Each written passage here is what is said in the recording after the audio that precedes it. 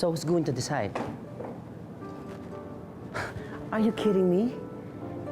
You're letting your assistant run the company for you?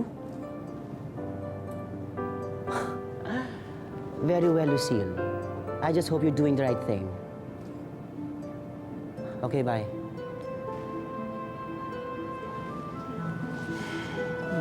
Lyndon, just a sec. Sige, thank you. I just had a talk with Lucille.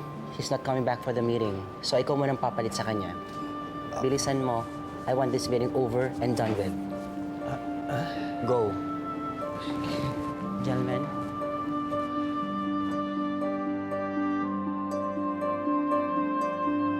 Panchang, handa na ba yung mga gamit na dadalhin ko sa ospital? Opo, ma'am.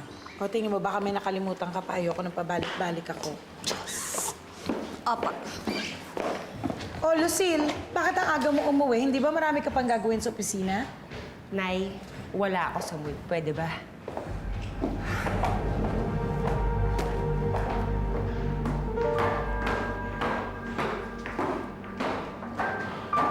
Ana Celia, ano ba nangyayari dyan kay Lucille? Ang sabi ni Panchang, lagi na lang daw nag-iinom. Masyado niyan dinamdam ang nangyari kay Cardo. Alam niya na kung nakinig ka lang sa kanya, nakinig ka sa amin, hindi sana madidisgrasya si Cardo dahil sa pinang yan. Alam ko na, nagkamali ako. Alam mo kung anong mabuti. Dumito ka na muna sa bahay para makapag-usap kayo ni Lucille. Magdamag ka ng nagbantay sa ospital, ba magpahinga ka naman. Pabayaan mong ako na muna ang magbantay sa pamangkin ko. Are there any more questions? Lyndon, hindi ito kindergarten school. If you have something to say, just say it. Hindi, tungkol lang ho dun sa quotation ng supplier na ibinibigay sa atin. What about our quotations? Sir, hindi ho ba masyadong mataas ho yata itong mga presyong ibinibigay ninyo? Kasi hindi nyo na itatanong sa Divisoria ho, ang umura ho ng mga tela doon, pati yung ibang materyales katulad ng botones at zipper. Eh, tingi-tingi pa lang ho yun. Ano na kaya kung bultuhan yung kukunin natin? Is this serious, Miguel? Kinukumpira niya kami sa Divisoria. Sir, wag sana kayong magalit. Ako ho naman, niligay lang dito sa posisyon na to at ginagawa ko lang naman kung ano yung tama.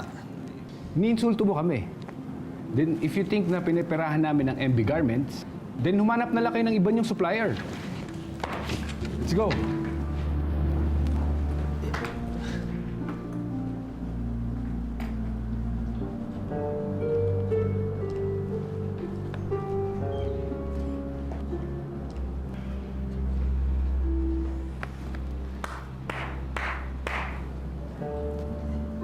Galing mo, Lyndon.